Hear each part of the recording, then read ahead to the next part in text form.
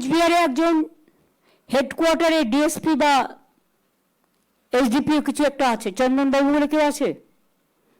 তিনি কি এসছেন মিটিংয়ে?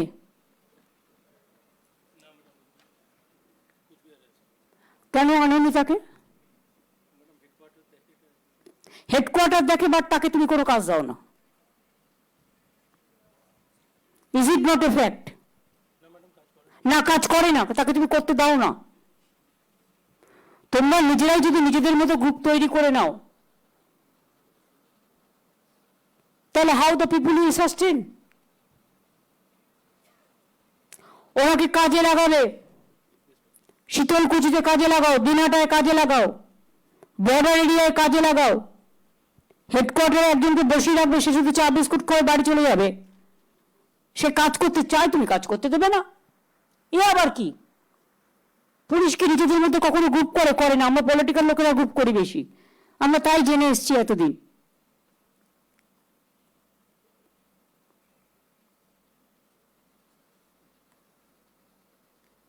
আমি জানি কোনো কোনো সংবাদপত্র এটাকে নিয়ে ন্যারেটিভ আর নেগেটিভ করার চেষ্টা করবে। তাদের আমি বলবো, এটা অ্যাডমিনিস্ট্রেটিভ রিভিউ মিটিং, আমরা আমাদের কথা আমাদের মিটিংয়ে বলতে পারি। আশা করি এটা নিয়ে আপনারা কাউকে ছোট কাউকে বড় করবেন না, কারণ যারা করছেন তারা মনে রাখবেন তাদের অনেক কিডন্যাপিং কেসও আমরা জানি, বাট আমরা ছেড়ে দিয়েছি, কিছু করিনি। কি রাজীব, তাই তো? ভদ্রতার খাতিরে। ভদ্রতা একতরফা হয় না, সৌজন্য সবার থেকেই প্রাপ্য। দক্ষিণ দিনাজপুরে আত্রেই নদীর যে বাঁধটা ভেঙেছে, আপনাদের বুঝতে হবে আমাদের কাজটা প্রবলেম হয়েছে তার কারণ ওখানে একটা অনেক 4-5 বছর আগে আমাদের একটা বর্ডার কান্ট্রি, আমি নাম বলছি না, দুটো কান্ট্রি মিলে একটা ড্যাম তৈরি করে। সেটা আমরা বারবার ভারত সরকারকে জানিয়েছি। ফলে আত্রেই নদীর জল ওখানকার সাধারণ মানুষ পায় না, বালুরঘাটের মানুষ, দক্ষিণ দিনাজপুরের মানুষ। ফলে আমরা যেটুকু কাজ করতে যাচ্ছি খুব লিমিটেড। তা সত্ত্বেও যেটা ভেঙেছে তার জন্য শাস্তিমূলক ব্যবস্থা নেওয়া হয়েছে, এনকোয়ারির অর্ডার দেওয়া হয়েছে এবং কাজটা ইমিডিয়েট করার কথা বলা হয়েছে। কিন্তু মেনলি যখন আত্রেই নদীর জলটাকে পুরোপুরি আটকে দেওয়া হলো তখন তো কিছু বলল না। সিকিমে 14টা হাইড্রেল পাওয়ার করেছে। ফলে কি হচ্ছে, জলটা ওদের ওখান থেকে জলটা পাস হতে পারছে না, আর সবটা এসে পড়ছে বাংলার বুকে। যে যার নিজের নিয়ে আছে, অথচ একবার তো ভাববে ওদের আমরা ভালোবাসি। আমাদের কত টুরিস্ট ওখানে যায়, শিলিগুড়ির ওপর দিয়ে তো ওদের যাতায়াত করতে হয়, নয় কালিম্পংয়ের ওপর দিয়ে। তো আপনারা এতগুলো হাইড্রেল পাওয়ার করলেন, সেন্ট্রাল গভর্নমেন্ট কেন পারমিশন দিল? এটা এনটিপিসি কে জিজ্ঞেস করো। আমাকে রুদ্ধ করে দিচ্ছে, বদ্ধ করে দিচ্ছে। আমরা আসার আগে এগুলো করেছে, যখন ইচ্ছে করে যাচ্ছে। আর আমাদের এখানে আমরা দুটো করার চেষ্টা করলাম, আমরা পারলাম না। রাজ্য বড়, একটা ছোট্ট রাজ্য, একটাই এমপি আছে মনে হয় লোকসভায়, একটাই। আর সেখানে বাংলা সবাইকে বন্ধুত্বের হাত বাড়িয়ে দেবে, আর আপনারা ওখান থেকে এখানে এসে শুধু ইনভেস্টমেন্ট করবেন, নোটবন্দি। আর কিছু বললাম না।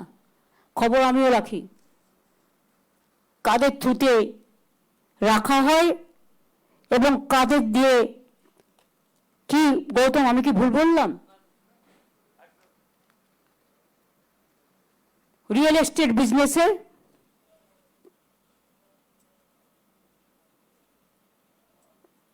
হাজার হাজার কোটি টাকা শুনেছি আমি, খবর আমাদের কাছেও আসে, কারণ ওদের সুবিধে আছে। দার্জিলিং পাশে হলেও দার্জিলিং তো সাবসিডি পায় না, সিকিম তো 90% গভর্নমেন্ট অফ ইন্ডিয়া সাবসিডি পায়, ইনকাম ট্যাক্স দিতে হয় না। নর্থ ইস্টার্ন 8 সিস্টার স্টেট আর ওরা ভুলে গেছে সিকিমকে 8 সিস্টার স্টেট আমরা করেছিলাম। তৃণমূল কংগ্রেস যখন নতুন তৈরি হয়, অটলজির গভর্নমেন্টকে সাপোর্ট দিয়েছিলাম বাইরে থেকে, আমরা গভর্নমেন্টে যাইনি, তখন আমাদের চামলিং ছিলেন চিফ মিনিস্টার, আমাদের বললেন যে আমাদের 8 সিস্টার স্টেট করা হোক। তখন আমরা বাজপেয়ীজিকে গিয়ে বললাম যে দেখুন আমরা তো অন্য কিছু নিইনি, আমরা একটা বেঙ্গল প্যাকেজের মধ্যে সিকিমটাও 8 সিস্টার স্টেট হোক আমরা চাই, আমরাই করে দিয়েছিলাম। আর আজকে যদি আমি মনে করি বেঙ্গলের ব্যাপারে কেউ ইন্টারফেয়ার করছে, নিঃশ্বাস ফেলছে, তাহলে মনে রাখতে হবে যে যার নিজের রাজ্যকে সামলান ভালো করে। নিঃশ্বাস আমরাও ফেলতে পারি, কিন্তু আমরা মনে করি প্রত্যেকটা জিনিসের একটা সীমাবদ্ধতা আছে, লক্ষ্মণ রেখা অতিক্রম করা কারণই উচিত নয়। এইগুলো ছিল আমার আজকের মিটিংয়ে বলার। এবার আলিপুরদুয়ার জেলার ডিএম আমাকে একটা রিপোর্ট দেবে ছোট্ট 5 মিনিটের মধ্যে।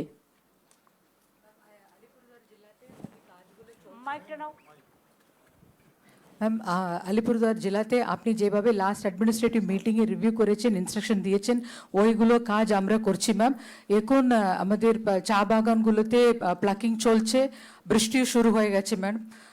তার জন্য আমরা সমস্ত ডিপার্টমেন্টকে নিয়ে মিটিং করেছি ম্যাম। আমাদের মানসুন সিজনের জন্য আমাদের কাছে সরাসরি মুখ্যমন্ত্রীর যে কাজ ম্যাম, সেই কাজগুলো 26% যেটা লোকালি করলে হয়ে যায়, আমরা স্টাডি করে দেখেছি, সেটা ডিএমএসপিরা কেন করছে না? ম্যাডাম আমাদের আপনারা কি কাগজপত্রগুলো দেখেন পাবলিকের? ম্যাডাম ও কমপ্লেনগুলো সেটা পাই, ওইগুলো আমরা ডিসপোজ করছি ম্যাডাম। না, কিন্তু করছি বলে বছরের পর বছর তো চলে যেতে পারে না, গ্রীষ্মের পরে তো বর্ষা আসবেই। তো আপনি যদি গ্রীষ্মকালে বর্ষা চান, এক দিন সারপ্রাইজ হতে পারে, কিন্তু আপনাকে তো টাইমে করতে হবে। ম্যাম ম্যাম করে দিচ্ছি ম্যাম। একটা মানুষ কত আশা করে বসে থাকে বলুন তো? বাংলা হান্টের আরও খবর দেখতে নজর রাখুন। বাংলা খবর মানেই বাংলা হান্ট।